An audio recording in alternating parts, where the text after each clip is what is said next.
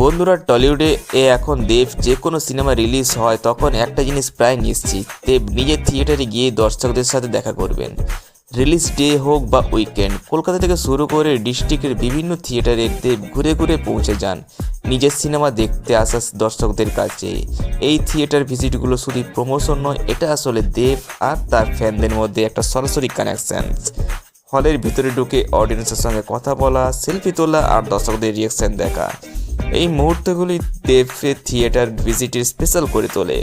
দেবের প্রায় সব বড় রিলিজ মুভিতেই এই দৃশ্য দেখা যায়। হাউসফুল হল, হাততালি আর ফ্যানদের উচ্ছ্বাস।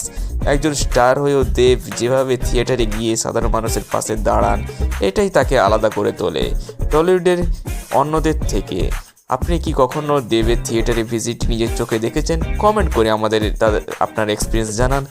আর দেব আর টলিউড সংক্রান্ত এমনই আপডেট পেতে আমাদের চ্যানেলটিকে ফলো করে রাখুন, সিনেমা আড্ডা বাংলা চ্যানেলটিকে। দেখা হচ্ছে পরের ভিডিওতে।